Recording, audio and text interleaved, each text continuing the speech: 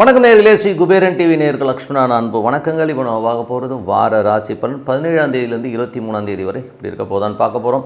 எப்போதுமே சொல்கிறதாங்க, லக்னத்துக்கு பாருங்கள், ராசிக்கு பார்ப்பதை விட லக்னத்துக்கு பார்க்குறது ரொம்ப பர்ஃபெக்டாக இருக்கும். உதாரணமாக ஒரு மகர லக்னம் விருச்சிக ராசினா நீங்கள் விருச்சிக ராசிக்கான பலன்களை பார்க்கறத விட மகர ராசிக்கான பலன்களை பார்க்கும்போது ரொம்ப பர்ஃபெக்டாக இருக்கும். முதல்ல வரது பார்த்திங்கன்னா பொது பலன்கள், அதுக்கப்புறம் தசாபுக்தி பலன்கள் வரும். ஸோ உங்களுக்கு என்ன தசாபுக்தி அந்தரங்கள் வருதோ அதை மிங்கிள் பண்ணி பார்க்கும்போது ரொம்ப பர்ஃபெக்டாக இருக்கும். வீடியோட எண்டில் டிப் ஆஃப் த வீக்கு மறக்காமல் மிதுன ராசி. ஸோ மிதுன ராசிக்கு பார்த்தீங்கன்னா உங்களுக்கு ராசி அதிபதி புதன். ஸோ புதன் பார்த்தோம்னா உங்களுக்கு 9ல் இருக்கார். ஸோ 9ல் இருக்கும்போது என்ன மாதிரி விஷயங்கள் நடக்கும்போது தொழில் ரீதியான விஷயங்கள், நல்ல ஏற்றங்கள், நல்ல லாபங்கள், கொஞ்சம் தாயாருடைய உடல்நலம் சார்ந்த விஷயங்கள், கொஞ்சம் வாக்குவாதங்கள், இந்த மாதிரி விஷயங்கள் அப்பா அம்மா நடுவில் நடக்கிறதுக்கான வாய்ப்புகளும் கொஞ்சம் கவனமாக இருந்துக்கணும். வெளிநாட்டில் இருக்கவங்களுக்கு நல்ல வளர்ச்சிகள், நல்ல ஏற்றங்கள் வர்றதுக்கான வாய்ப்பு. தொழில் ரீதியான விஷயங்களில் பார்த்திங்கன்னா கொஞ்சம் அலைச்சல்கள் ஜாஸ்தி இருக்கிறதுக்கான வாய்ப்புகளை நிறைய ஏற்படுத்துங்க. பூமி சம்மந்தமான விஷயங்கள், வண்டி வாகனங்கள் ஓட்டும்போது கொஞ்சம் கேர்ஃபுல்லாக ஓட்டுறது ரொம்ப ரொம்ப நல்லது. அதுக்கப்புறம் 2ஆம் அதிபதி. ஸோ 2ஆம் அதிபதி இந்த சந்திரன் பார்த்திங்கன்னா சிறப்பான விஷயம், நல்ல ஏற்றம், நல்ல லாபங்கள், குடும்பத்திற்கு தேவையான எல்லா விஷயமும் ரொம்ப சிறப்பாக நடப்பதற்கான ரொம்ப நல்லாயிருக்கு. ஒரு 3ஆம் அதிபதியான சூரியன். ஸோ 3ஆம் அதிபதியான சூரியன் 9ல் இருக்கும்போது நிறைய பிரயாணங்கள் மேற்கொள்வதற்கான வாய்ப்புகள், வெளிநாடு வெளி மாநிலங்கள் போகிறதுக்கான வாய்ப்புகளை எல்லாம் ஏற்படுத்தும். ஸோ அப்பா சம்மந்தமான உறவுகளில் ஏதாச்சும் டாக்குமெண்டேஷன் பண்ணுறதுக்கான வாய்ப்புகள், வெளிநாட்டில் நடக்கிறதுக்கான வாய்ப்போ இல்லை உள்ளூர்லேயே அப்பாவுடைய சொத்துக்கள், பாக பிரிவினைகள், இந்த மாதிரி விஷயங்கள் நடக்கிறதுக்கான வாய்ப்பு ரொம்ப நல்லாயிருக்கு. அதுக்கப்புறம் 4ஆம் அதிபதியான புதன் 9ல் இருக்கும்பொழுது உங்களுக்கு அப்பா அம்மா சேர்ந்த விஷயங்களில் பார்த்திங்கன்னா சின்னதாக, ஏன்னா அது ராகுடைய சாரத்தில் போகும்போது சின்னதாக ஒரு வாக்குவாதங்களோ ஒரு எமோஷனோ உருவாக்கும். ஸோ அதனால் கொஞ்சம் பார்த்து நடந்துக்கணும். ஏன்னா அது கூடவே பார்த்திங்கன்னா உங்களுக்கு சனி அங்கே இருக்கும்போது என்றைக்குமே அந்த சனி, சூரியன், புதன் இந்த மாதிரி கிரகங்கள் இருக்கும்போது யாராச்சும் நம்மளை ஏமாத்துறாங்களோ, அது பண்ணுறாங்களோ, இது பண்ணுறாங்களோ ஒரு எண்ணங்களை கண்டிப்பாக தூண்டும். கொஞ்சம் பார்த்து நடந்துக்கணும். 5ஆம் அதிபதியான சுக்கிரன். ஸோ 5ஆம் அதிபதியான சுக்கிரன் பார்த்திங்கன்னா உங்களுக்கு 10லிருந்து 12 ஒரு பரிவர்த்தனை நடக்கிற மாதிரியான விஷயங்கள் நடக்கும்போது என்ன மாதிரி விஷயங்கள் போது குழந்தைகளுக்காக நிறைய செலவு பண்ணுற மாதிரி விஷயங்களை ஏற்படுத்தும். ஸோ குழந்தைகளுக்கு ஏதாச்சும் செய்யணும், பெருசாக பண்ணணுங்கிற எண்ணங்களுக்காக கொஞ்சம் செலவு பண்ணுவோம். அது மட்டும் இல்லை, சுப நிகழ்ச்சிகள் சார்ந்த விஷயங்களுக்காக கொஞ்சம் மெனக்கட்டு அலையிற மாதிரி விஷயங்கள்லாம் இருக்கும். ஸோ அதெல்லாமே ரொம்ப சிறப்பு தான். அதுக்கப்புறம் பார்க்கும்பொழுது உங்களது 6ஆம் அதிபதி செவ்வாய் உங்களுக்கு ராசியிலே இருக்கும்போது உங்களுக்கு வேலை சம்மந்தமான விஷயம் நல்ல ஏற்றங்கள் வருவதற்கான அதுக்கான பிரயாணங்கள் நிறைய மேற்கொள்வீங்க. ஸோ இப்போ சில பேர் கொஞ்சம் உடல் ரீதியான விஷயங்களை கொஞ்சம் ட்ரீட்மெண்ட் எடுக்கிறமான வாய்ப்புகள் ஏற்படுத்தும். ஸோ கொஞ்சம் உடம்பு கொஞ்சம் நல்லா பார்த்துக்கணுங்கிறது தான் உண்மையான விஷயம். அதுக்கப்புறம் பார்க்கும்போது உங்களுக்கு 7ஆம் அதிபதியான குரு 10ஆம் அதிபதி 12 ஒரு பரிவர்த்தனை இருக்கும்போது தொழில் ரீதியான விஷயங்கள், புதிய பார்ட்னர்ஷிப் சம்மந்தமான விஷயம், தொழில் ரீதியான விஷயங்கள், நிறைய பிரயாணம் பண்ணுறமான விஷயங்கள், அதனால் நல்ல லாபங்கள் கிடைக்கிறதுக்கான வாய்ப்பும் ரொம்ப நல்லாயிருக்கு. 8ஆம் அதிபதியான சனி 9ல் இருக்கும்போது அப்பாவுக்கும் உங்களுக்கு நிறைய டிஃப்ரென்ஸ் ஆஃப் ஒப்பீனியன் வரும். பட் இருந்தாலும் தொழில் ரீதியான விஷயங்கள் பார்த்திங்கன்னா கொஞ்சம் நிறைய ஒரு பெரிய லாபத்துக்காக ஒரு ஸ்டெப்ஸ் எடுப்பீங்க. ஸோ எல்லாமே ரொம்ப சிறப்பாக இருக்கும். அதுக்கப்புறம் வெளிநாடு சார்ந்த விஷயங்கள்லாம் சிறப்பான பலன்கள், ரொம்ப பெரிய லாபங்கள் வர்றதுக்கான வாய்ப்புலாம், அப்பா சார்ந்த உறவுகளாலும் நல்ல லாபங்கள் வர்றதுக்கான வாய்ப்புலாம் ரொம்ப நல்லாயிருக்கு. அதுக்கப்புறம் பார்க்கும்போது உங்களுக்கு 10ஆம் அதிபதி 12ஆம் அதிபதியுடைய ஒரு பரிவர்த்தனை இருக்கும்பொழுது தொழில் ரீதியான விஷயங்கள் பெரிய வெற்றிகள், அதுக்கான ஒரு பிரயாணங்கள், அலைச்சல்கள் ஜாஸ்தி இருக்கிற வாய்ப்புகளை நிறைய ஏற்படுத்தும். அதுக்கப்புறம் 11ஆம் அதிபதியான செவ்வாய் ராசியிலே இருக்கும்போது வேலை சம்பந்தமான விஷயங்கள், கடன் கேட்டால் கிடைக்கிறது, இந்த மாதிரி விஷயங்கள் ரொம்ப சிறப்பாக இருக்குங்க. ஸோ அதெல்லாமே ரொம்ப நல்ல விஷயங்கள் தான். இதுவரை பார்த்தது பொது பலன்கள். இப்போ பார்க்க போகிறது தசாபுக்தி பலன்கள் எப்படி இருக்குன்னு பார்ப்போம். ஸோ இதில் பார்த்திங்கன்னா மிதுன லக்னமாக இருந்து சூரிய தசாபதினு சூரியன் 9ல் இருக்கார். 3ஆம் அதிபதி 9ல் இருக்கும்போது நிறைய பிரயாணங்கள் பண்ணுறமான விஷயங்கள், ஒரு ஊர் விட்டு ஊர் போகிறது, ஒரு ஸ்டேட் விட்டு ஸ்டேட்டு, நாடு விட்டு நாடு, இந்த மாதிரி போகிறதுக்கான இருக்குது. அப்பா சார்ந்த ஒரு சொத்துக்கள் சம்மந்தமான விஷயங்கள், ஏதாச்சும் பாக பிரிவினைகள் சம்மந்தமான விஷயங்கள் நடப்பதற்கான ரொம்ப நல்லாயிருக்கு. அதுக்கப்புறம் பார்க்கும்போது மிதுன லக்னமாக சந்திர தசாபதியில் சந்திரன் பார்த்திங்கன்னா ஒரு சிறப்பான விஷயங்கள், நல்ல ஏற்றங்கள், நல்ல லாபங்கள் கொடுக்கறதுக்கான ரொம்ப நல்லாயிருக்கு. மிதுன லக்னமாக செவ்வாய் தசாபதி செவ்வாய் பார்த்திங்கன்னா 6ஆம் அதிபதியாக உங்களுக்கு ராசியிலே உடல் ரீதியான விஷயங்கள் கொஞ்சம் கவனமாக இருக்கணும். மற்றபடி தொழில் ரீதியான விஷயங்கள் உங்களுக்கு பெரிய வெற்றிகள், பெரிய லாபங்கள் வர்றதுக்கான ரொம்ப நல்லாயிருக்கு. மிதுன லக்னமாக இருந்து உங்களுக்கு குரு தசாபுத்தி வந்துருங்க. ஸோ குரு பார்த்திங்கன்னா உங்களுக்கு 12 இருந்தாலும் அது 10ஆம் அதிபதியோட பரிவர்த்தனை இருக்கும்போது தொழில் ரீதியான விஷயங்கள், நிறைய பிரயாணங்கள், நல்ல அலைச்சல்கள் இருக்கும். மற்றபடி லாபங்கள், பெரிய லாபங்கள் வர்றதுக்கான ரொம்ப நல்லாயிருக்கு. மிதுன லக்னமாகுது ராகு தசாபதி. ராகு பார்த்திங்கன்னா 10ல் இருந்து தொழில் ரீதியான விஷயம், பெரிய லாபங்கள், நல்ல லாபங்கள் வர்றதுக்கான ரொம்ப நல்லாயிருக்கு.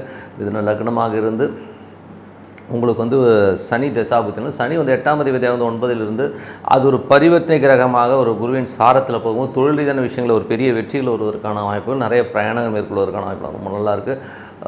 மற்றபடி வந்து மிதுன லக்னமாக இருந்து புதன் தசாபுத்தி வந்துடும். புதன் வந்து 4ஆம் அதிபதி 9ல் இருக்கும்போது தாய் தந்தை சம்மந்தமான விஷயம், பாகப்பிரிவினை சம்மந்தமான விஷயம் நடைபெறுவதற்கான வாய்ப்புலாம் ரொம்ப நல்லா இருக்குங்க.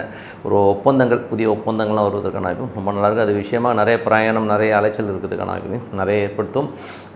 மிதுன லக்னமாக வந்து கேது தேசாவு, கேது வந்து 4லிருந்து அது வந்து 9ஆம் அதிபதி சூரியன் வந்து 9ல் இருக்கும்போது அம்மா அப்பா உறவுகள் சம்மந்தமான விஷயம், சின்ன சின்ன ஒரு மன உளைச்சலையோ கொஞ்சம் வாக்குவாதங்களை ஏற்படுத்துறதுக்கான வாய்ப்பு இருக்கும். இல்லைனா உடல் ரீதியான விஷயம் சில பேர் ட்ரீட்மெண்ட் கிடைக்கிறது பண்ணுறதுக்கான வாய்ப்புகளை ஏற்படுத்தும். ஸோ அப்பா அம்மாவுக்கு கொஞ்சம் உடம்பு கொஞ்சம் கரெக்டாக பார்த்துக்கணும்.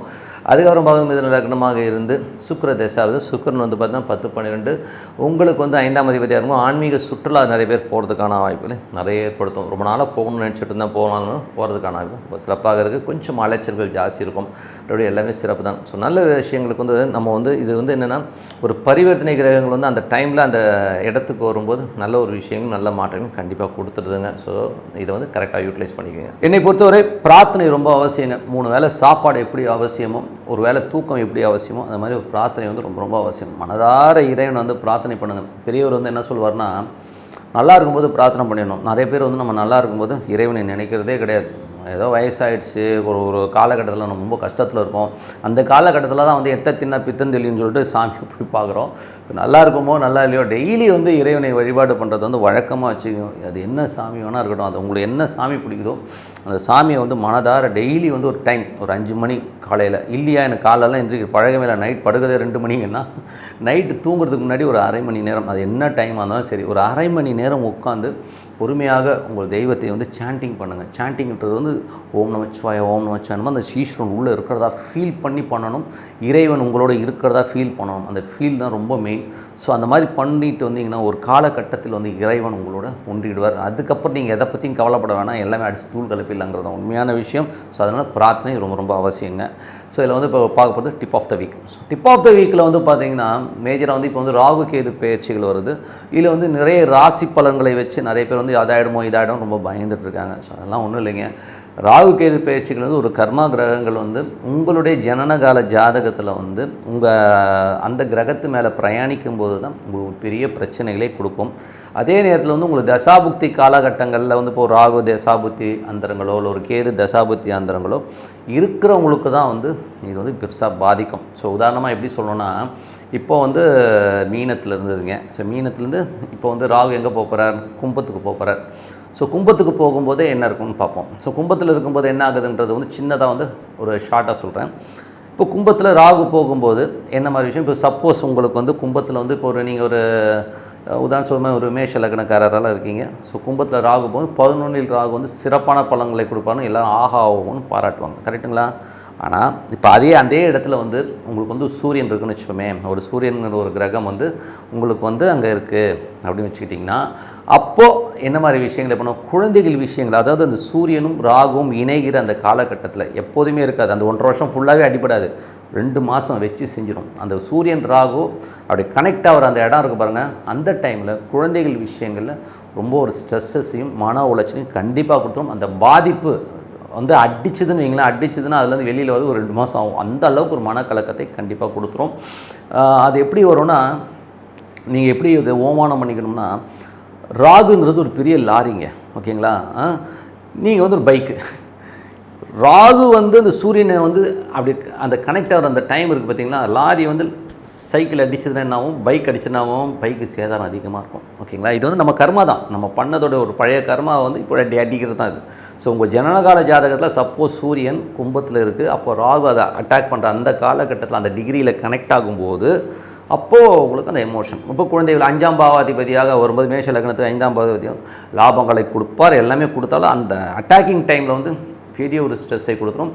அதுலேருந்து இதை அடித்து முதல் 1 மாதம், அதுக்கு அடுத்த மாதம் கிட்டத்தட்ட 2லேருந்து 3 மாதம் நீங்கள் வந்து அந்த 2வது மாதம் ரொம்ப ஹெவியாக எஃபெக்ட் ஆகும். 3வது மாதம் அந்த காயங்கள் ஆறதுக்கு ஒரு மாதம். ஸோ அந்த அளவுக்கு வந்து ஒரு எஃபெக்ட்டு கண்டிப்பாக கொடுத்துரும். ஆனால் அங்கே கிரகம் இருக்கணும். கிரகம் இல்லைன்னா அதை பற்றி கவலையே பட வேணாம், ஒன்றுமே அவர் ஜாலியாக இருந்துடலாம், யாருமே வந்து அதை பற்றி கவலையே பட வேணாம். ஓகேங்களா? இப்போ சப்போஸ் வந்து சந்திரன் இருக்குன்னு வச்சுமே, சந்திரன் இருக்குன்னா என்ன, 4ஆம் அதிபதி தாயாரோட உடல்நலம் சார்ந்த விஷயங்களையோ தாயார் விஷயங்கள் பெரிய பாதிப்பை ஏற்படுத்தும். வண்டி வாகனங்கள் மூலியமாக ஒரு பெரிய ஆக்சிடென்ட்ஸ் இந்த மாதிரி விஷயங்களை நடக்கிறதுக்கான வாய்ப்பில் கண்டிப்பாக ஏற்படுத்தும். ஸோ அதனால் கொஞ்சம் கவனமாக இருக்கணும் அப்படிங்கிறத நம்ம வந்து மைண்டில் வச்சோம். அதுவும் அந்த ராகு இப்போ ஒன்றோட ஒரு 10 டிகிரியில் இருக்குன்னு, ராகுவும் சந்திரனும் 10 டிகிரி ஒரு 8 டிகிரியில் இருக்கும்போதே வந்து அது இணைவை வந்து நம்ம கொஞ்சம் கேர்ஃபுல்லாக இருக்கணுங்கிறத வந்து மைண்டில் செட் பண்ணிக்கிட்டிங்கன்னா அதெல்லாம் இல்லை. ஸோ இது இப்படி தான் கேதுவும் வந்து பார்த்திங்கன்னா இப்போ சிம்மத்துக்கு வராரு. சிம்மத்தில் வந்து சப்போஸ் சூரியன் அங்கே இருக்குன்னு வச்சுமே, கேது சூரியன் ரெண்டுமே இணையுதுன்னு வச்சுப்போம். உங்கள் ஜனகால ஜாதகத்தில் வந்து சிம்மத்தில் சூரியன் இருந்து அங்கே கேது அட்டாக் ஆச்சுன்னா கண்டிப்பாக அப்போ குழந்தைங்க வந்து உங்களை வந்து ஒரு பெரிய வழக்குகளையோ பிரச்சனையோ உருவாக்கி ரொம்ப ஸ்ட்ரெஸ் பண்ணிடுவாங்க. அது ஒரு 3 மாதம் தான், 1.5 வருஷம்லாம் இருக்காது, நல்லா புரிஞ்சு 3 மாதம் மேக்ஸிமம் 3 மாதம் அந்த ஸ்ட்ரெஸ்ஸை கண்டிப்பாக இருக்கணும். அதுக்கப்புறம் சரியாயிடும். ஸோ அதனால் வந்து இப்படித்தான் ராகு கேது பேச்சுங்கிறது நடக்குமே ஒழிய, அங்கே கிரகங்கள் இல்லாத, எனக்கு அங்கே கிரகமே இல்லைங்க, கும்பத்தில் கிரகம் இல்லைங்க, சிம்மத்தில் கிரகம்னா ராகு கேது ஒன்றும் பெரிய ப்ராப்ளத்தை பண்ணாது. அதே நேரத்தில் வந்து ஒரு 8ல் போகுதுன்னு வச்சுமே, இப்போ மகர லக்னக்காரர்கள் இருக்காங்க. ஸோ மகர லக்னக்காரர்களுக்கு வந்து 8ல் கேது போகுதுன்னா கிரகம் இல்லைன்னா ஒரு சின்ன பாதிப்பு இருக்கும். அந்த தசாபுத்தி அந்தரங்களில் ஒரு சின்ன பாதிப்பில் ஒரு மன உளைச்சல் இருக்கும். கிரகங்கள் வந்து மாட்டுச்சுன்னு வைங்க, அப்போது வச்சு செஞ்சுருங்கிறது தான் உண்மையான விஷயம். நான் சொன்ன மாதிரி தான், நின்றுட்டுருக்க வண்டியில் லாரி அடிக்கிறது தான் மேட்ரு, வேறு ஒன்றும் இல்லை. இப்போ சூரியன் இருக்குன்னா அது சூரியன் மேலே வந்து ராகு வரும்போது தமால் அடிச்சுன்னா அந்த பாதிப்பை கொடுக்கும். சில நேரங்கள் வந்து ராகு மேலே சொல்ல, அது வேறு சப்ஜெக்ட்டு, அது இன்னொரு வீடியோவில் பார்ப்போம். பட் இது தான் ராகு கேது பேச்சே வழியே. உங்களுக்கு கிரகங்கள் இல்லைன்னா ராகு கேது பேச்சில் வந்து இன்னும் பெரிய ப்ராப்ளங்களை ஏற்படுத்தாது. ஸோ அதனால் வந்து நீங்கள் சந்தோஷமாக இருக்கலான்றது தான் உண்மையான விஷயம். சொல்லிட்டு உங்களது விட இதுக்கு வந்து பரிகாரம் கேட்பீங்க. ஸோ பரிகாரங்கிறது வந்து ஒன்றுமே இல்லைங்க. இந்த புத்துக்கோயில்கள் இருக்கு இல்லையா, புத்துக்கோயில் வழிபாடு ஒரு சிறப்பான ஒரு பரிகாரம். சித்தர்கள் சமாதிகளுக்கு சென்று வழிபாடு பண்ணுறது ரொம்ப சிறப்பான பரிகாரங்கள். அன்னதானம் பண்ணுறது சிறப்பான. இந்த 3 பரிகாரத்தில் நீங்கள் எதை வேணால் சூஸ் பண்ணிக்கிங்க. உங்களுக்கு எது வந்து எலிஜிபிளாக இருக்குன்னா, எனக்கு பொறுத்தவரை வந்து நீங்கள் சாப்பாடோ சுண்டலோ வந்து ஒரு பிரசாதமாக கொடுக்கறதை விட, யாரை கஷ்டப்படுறனுக்கு ஒரு 2 கிலோ அரிசியை வாங்கி கொடுத்துருங்க. அவன் குடும்பத்தோடு சாப்பிடுவான்ல. நீங்கள் உட்காந்து தோண்டையே வச்சுக்கிட்டு உட்காந்து கொடுத்துட்ருக்கிறதெல்லாம் வந்து வேலைக்காகாது. ஸோ அந்த மாதிரி அரிசியாக கொடுத்துருங்க. ஸோ அது ரொம்ப சிறப்பு. ஓகேங்களா? ஸோ நல்ல விஷயங்கள் நல்லா மாற்றணும். ஒரு பிரார்த்தனை அவசியம். அதார இறைவனை பிரார்த்தனை சிறப்பான பலன் கண்டிப்பாக இருக்கணும். ஸ்ரீ குபேரன் டிவியை பார்த்தமைக்கு நன்றிகள். மேலும் இது போன்ற தகவல்களை தெரிந்து கொள்ள ஸ்ரீ குபேரன் டிவியை சப்ஸ்கிரைப் செய்யுங்கள். மறக்காமல் பெல் ஐக்கானை கிளிக் செய்யுங்கள்.